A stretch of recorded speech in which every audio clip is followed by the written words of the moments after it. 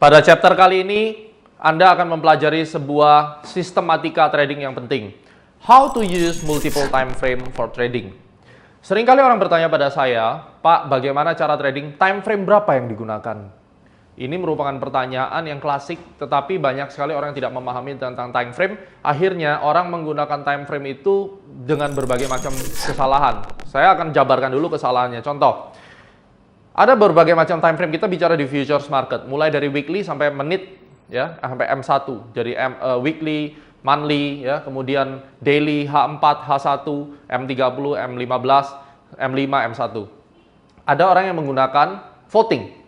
Kalau H4 bullish, H1 bearish, kemudian M30 bullish, M15 bullish, M5 bullish, maka trennya bullish. Banyak yang seperti itu, dan akhirnya mereka hancur.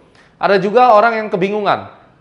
Terlihat bullish di M15, tetapi di H1 terlihat bearish, di H4 terlihat bullish, akhirnya bingung sendiri mau ngapain.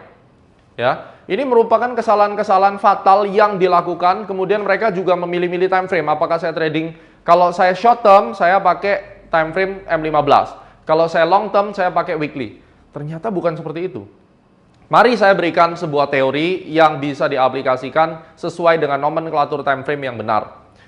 Time frame itu berbicara mengenai Anda mengkotak-kotakan chart. Pada dasarnya, time frame itu hanya ilusi. Karena time frame yang ada dan satu-satunya time frame itu sebenarnya adalah daily time frame. Daily time frame itu bekerja karena apa? Market itu dibuka setiap hari dan harga penutupan itu setiap hari. Munculnya time frame itu disebabkan karena adanya chart tadi. Ada candlestick, ada bar, di mana satu batang candle kita bisa melakukan setting up bahwa satu batang ini dibuat satu hari atau H4 atau H1 dan seterusnya. Ya, ini tentunya akan sangat penting untuk Anda ketahui. Karena apabila Anda tidak melakukan setting up time frame dengan benar, tidak mengetahui konsep filosofinya, Anda akan terjebak ke misleading konsep dan perspektif seperti itu. Lantas bagaimana caranya? Kita set terlebih dahulu pemikiran kita bahwa time frame yang utama adalah daily time frame. Dan dari daily time frame itu nanti akan bisa diturunkan untuk melihat yang lebih kecil. Menggunakan time frame sama persis seperti Anda menggunakan Google Map. Mungkin waktu kita membuka Google Map, kita bisa zoom sekali sampai Anda melihat globe dengan daratan pulaunya. Dan kemudian pada saat kita melihat daratan pulau tersebut, Anda bisa lihat, wah saya ternyata lagi di benua ini. Lalu kita ingin lihat benuanya itu, di dalam benua itu kota-kota apa saja. Pada saat Anda melihat benua, mungkin Anda sedang melihat monthly chart. Dan waktu kita masuk ke Pulau Jawa, Anda akan melihat Pulau Jawa dari Indonesia, ya, dari Indonesia Anda melihat Pulau Jawa, ini mungkin Anda masuk weekly chart. Setelah Pulau Jawa Anda melihat Jakarta, ini Anda masuk ke daily chart. Dan di Jakarta Anda mungkin akan melihat bundaran HI, Anda masuk ke H4. Dan di bundaran HI Anda melihat ada Plaza Indonesia, Anda masuk ke H1. Tapi pada saat kita membuka di monthly, apakah waktu monthly itu bundaran HI dan Plaza Indonesia berbeda tempat? Tidak. Pada saat Anda melihat pola pergerakan harga dengan monthly, sebenarnya waktu kita buka di daily itu sama saja. Anda melihat bagian daripada elemen daripada keseluruhan pergerakan harga. Contoh, kalau Anda melihat kaki gajah dari jauh, itu tetap kaki gajah. Dan kalau Anda melihat dengan jarak 1 meter, tetap kaki gajah, tetapi Anda bisa melihat tulangnya. Anda bisa melihat kukunya. Tapi apakah dari jarak, katakan 100 meter tadi, atau monthly chart tadi, kaki gajahnya tidak punya kuku? Tidak, tetap kukunya ada. Tapi dengan masuk ke dalam daily chart, Anda bisa melihat lebih detail bagaimana kuku tersebut bentuknya. Itu adalah konsep filosofi daripada time frame. Nah, pada saat kita trading, yang penting untuk Anda ketahui, dan ini tidak banyak yang memahami, ada dua yang harus Anda bedakan. Bagian yang pertama, Anda memilih the major time frame. Major time frame boleh berapapun. Ini simpelnya, karena nanti detailnya saya akan contohkan di CAT program, itu akan ada pembahasan lebih dalam tentang time frame ini dan aplikasinya. Tetapi untuk basic course, Anda harus memahami yang paling simpel. Tentukan major time frame bisa berapapun. Katakan Anda suka dengan H4 karena volatility-nya tidak terlalu besar. Anda menggunakan H4 sebagai major time frame. Dan major time frame ini bertugas untuk memberikan informasi pada Anda kemanakah arah pergerakan harga, bullish atau bearish, ya, atau sideways. Di dalam major time frame Anda tidak menentukan buy atau sell. Yang Anda tentukan di sini adalah bull atau bear.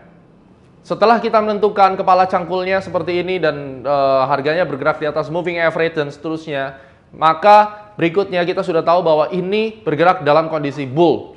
Pada saat kita sudah menentukan itu bull, kita taruh di otak kita bahwa market adalah bull, maka kita akan masuk di dalam time frame yang lebih kecil untuk melihat kuku daripada gajah tadi. Kalau gajah adalah bull, berarti Anda melihat kuku daripada bull tadi dengan menggunakan time frame M30.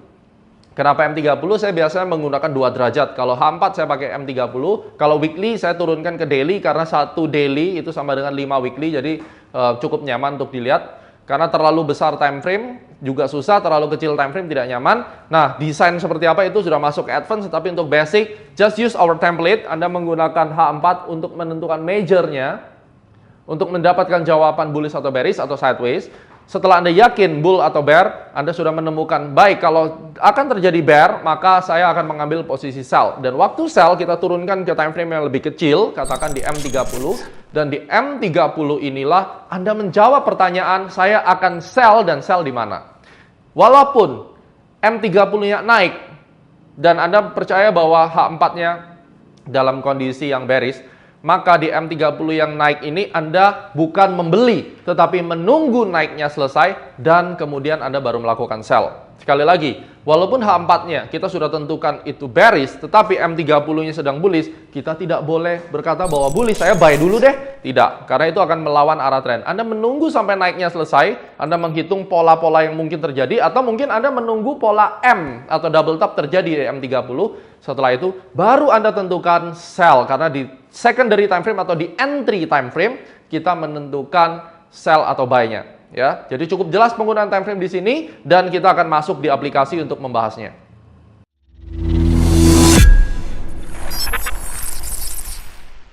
Kita akan memasuki aplikasi dari multiple time frame. Sebagai contoh, saya akan mengerjakan analisis pada GBP Jepang Yen. Kita melihat bahwa saya menggunakan major time frame H4 dan terlihat di sini harga bergerak dalam kondisi bearish karena dia berada di area bawah daripada moving average, dynamic resistance, dan ini adalah konsolidasinya kepala cangkul pertama, dan kita yakin membuat sebuah roadmap bahwa setelah ini mengalami penurunan seperti ini, kemudian dia mulai naik seperti ini dan kemudian akan turun ke bawah. Jadi di dalam time frame major kita akan menyebutkan bahwa tren bergerak di dalam bearish trend. Maka yang harus kita lakukan adalah sell. Apalagi dia sudah membuat kepala cangkul yang kecil, ya.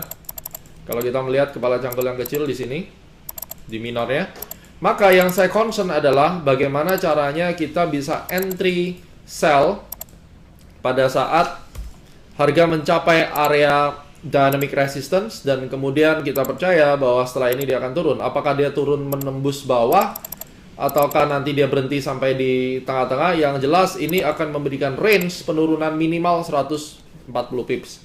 Yang harus kita perhatikan sekarang dari major time frame H4 kita turun ke M30.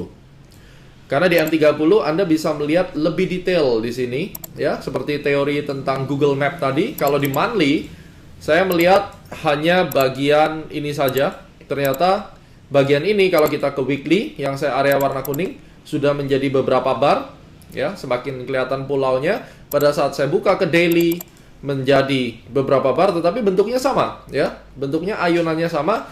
Dan sekarang kita akan fokus di mana? Kita akan fokus di wilayah area ini saja yang berwarna putih. Karena kita yakin bahwa pelemahan ini masih akan berlanjut, ya, kalau kita lihat di sini masih akan berlanjut, arahnya tetap down. Dan yang kita bahas tadi hanya bagian kecil, ya. Ini bagian kecil, sama seperti kita melihat peta, ini hanya bagian kecil di sini. Kemudian kita membahas bagaimana saya menikmati range besar turun, saya buka H4, ya. Jadi sebenarnya ini hanya menunjukkan pada Anda bagaimana cara manajemen time frame itu. Sebenarnya yang kita bahas tadi itu cuma area yang berwarna, saya berikan warna, ya, orange. Sebenarnya yang kita bahas tadi yang orange. Tetapi kalau kita melihat dari time frame yang besar, akan terlihat perbedaannya. Perbedaannya adalah Anda tidak akan melihat orange ini. Kalau dilihat dari monthly, mata orang biasanya langsung melihat dari sini. Itu salahnya. Padahal sebenarnya kita spotting yang ini orange, kita tidak kelihatan. kalau saya buat di daily terlihat kecil. Nah, sebenarnya yang akan kita bahas tuh kita entry di area orange itu. Makanya majornya jangan terlalu besar, karena apa? Kita memilih bagian-bagian fraktal harga sebenarnya, tidak semuanya ya. Karena kalau Anda pakai Google Map kan kita tahu kita mau jalan kemana ya, kita pakai range yang seberapa ya, tidak mungkin lihat sampai pulau-pulaunya semua. Nah, di dalam kasus ini kita membicarakan tentang range yang ada di orange ini. Lalu entry cell saya pakai M30. Nah, di M30 ini sebenarnya belum terlihat adanya pembalikan arah. Saya masuk spekulasi. Yang harus kita perhatikan, ini nanti akan turun dulu ke bentuk kepala cangkul. Ingat, sebelum dia berbalik arah menjadi bearish pun dia harus membentuk kepala cangkul. Kemudian dia membentuk lower high, baru dia turun. Nah, pada saat sudah terbukti dia membentuk lower high, ini nanti saya akan tambah posisi. Tetapi sekarang saya sudah mulai mencoba masuk dulu, karena kita tahu dia akan turun dulu, mengayun lagi ke atas. Nah, inilah fungsi daripada menggunakan multiple time frame sebenarnya ya. Mari kita coba di gold market. Kita percaya bahwa kenaikan ini akan berhenti di area Fibonacci ya, 78,6 misalnya. Ini kita menggunakan XAB ya, parameternya ini XAB, ini XAB. Kemudian saya mencoba menggunakan dengan sudut pandang yang lain, ya ini XAY. Terlihat di sini harga sebenarnya sudah mencapai area harmonic resistance, dan terakhir dia masih bisa naik sampai 78,6 kira-kira. Ini sudah maksimal. Yang harus kita lakukan, kita menggambar roadmap terlebih dahulu. Setelah dia turun ke sini, kemudian dia naik sampai ke sini, dan akan ada penurunan. Setidaknya kemana? Kita sudah tahu di sini ada area exponential moving average. Dia akan kembali ke 1325. Yang harus kita lakukan adalah kita percaya bahwa ini masih ada kenaikan sebentar lagi, lalu berbalik arah menjadi bear. Maka saya tidak mau buy, karena apa? Kalau kita buy di posisi ini akan beresiko, karena resikonya apa? Diseret naik dulu, kecuali di M30-nya kita menemukan pola sell, apakah pola M ataukah pola rising wedge. Ya, apakah kita sudah menemukan pola di sini? Belum terlihat ada pola pembalikan arah, oleh karena itu kita membuat skenario. Karena ingat, di dalam trend bearish itu selalu dari bull ke bear itu selalu nanti diikuti dengan pembalikan arah harga, misalnya turun ke sini dan naik tidak mampu menembus, lalu dia akan turun ke bawah seperti ini. Ya. Ini adalah pembalikan arah dari bull ke bear. Ya, dia akan berbalik, dan pada saat ini semua terbukti, kita akan enter di M30 untuk melakukan sell trade. Bagaimana dengan pair yang lain? Ya, atau mungkin kita akan melihat di saham terlebih dahulu. Mari kita lihat saham BBRI. Saya menggunakan weekly untuk menggambarkan peta pergerakan harganya. Forecasting, bull atau bear, itu ditentukan di sini. Kalau saya melihat seperti ini, maka gambaran yang ada di sini adalah dia up 1, badan cangkul besar, kemudian membentuk badan cangkul kecil, dan pada akhirnya dia tarik ke atas cukup tinggi. Dan disinilah kita akan melihat petanya akan terus ke atas ya. Dan ini bagian minor trendnya. Saya turunkan ke daily, ternyata minor trend tadi adalah bagian ini. Dan bagian inilah yang akan menjadi fokus kita, di mana bagian yang kecil-kecil ini ya. Ini lihat, kalau saya di weekly dia bagiannya di sini. Ternyata kalau di daily lebih jelas, dan di sini kita mencari entry-nya. Bagaimana cara entry-nya? Apakah ada pola? Kalau kita tarik begini, kemudian kita sambungkan bawah, kemungkinan akan terjadi falling wedge. Jadi mungkin saya akan nunggu dia turun, kemudian naik. Ini opsi pertama. Opsi kedua, saya menggunakan strategi breakout. Itu bisa yang jelas di time frame yang kecil ini. Kita harus sepakat, bukan berarti kalau kita percaya time frame besarnya up, lalu time frame-nya kalau kecil kita sell dulu. Tidak. Kita harus inline dengan majornya. Jadi itu cara kita menggunakan dua time frame.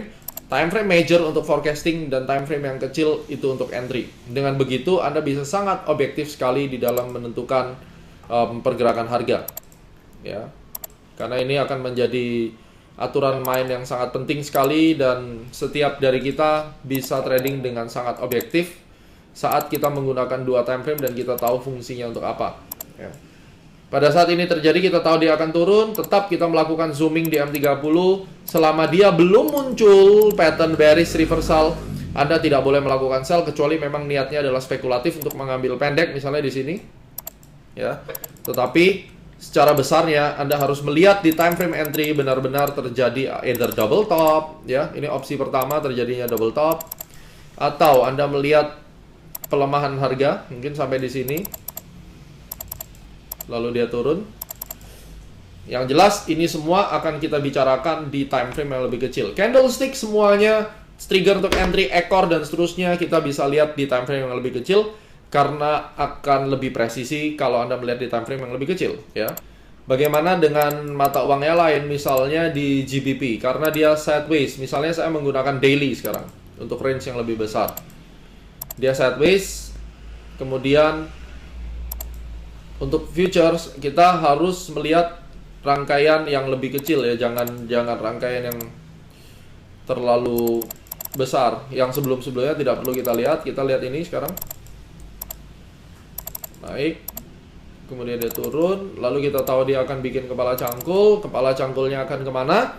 Gunakan XAB, kita tarik di sini. Ingat teori 50 dan 62, kurang lebih kenaikannya sampai di sini. Lalu kita buka di H1, ya. Kita sekarang pakai H1 karena di daily, ya. Nah, targetnya di area kuning. Sekarang masih di sini, berarti yang bisa Anda lakukan adalah Anda menunggu terbentuknya kepala cangkul dan kemudian ini naik kembali. Apakah nanti muncul inside bar, itu bisa kita manfaatkan. Tapi yang jelas fungsi daripada multiple time frame, ada major time frame untuk menentukan forecasting arah harga. Kalau kita sudah sepakat dia akan naik, maka pilihannya adalah buy, dan kemudian minor time frame itu untuk melakukan buy, ya. Kalau major time frame maksud saya adalah forecasting bull, dan hasil dari bull itu di minor time frame atau entry time frame kita memutuskan buy. Walaupun dia turun di sini, saya tidak akan sell, tapi saya akan menunggu sampai dia benar-benar terjadi pembalikan arah atau muncul pola-pola, misalnya ada inside bar, kita bisa ada trigger untuk entry. Seringkali orang tidak sabar, dia buy di sini lalu diseret ke bawah, lotnya besar, akhirnya kena margin call dan ini menjadi berbahaya. Oleh karena itu, strukturnya harus selalu ingat, forecasting di time frame yang lebih besar, kemudian Anda masuk di time frame yang lebih kecil, ya, untuk entry-nya. Dan ini akan membuat Anda menjadi trader yang sukses di dalam financial market.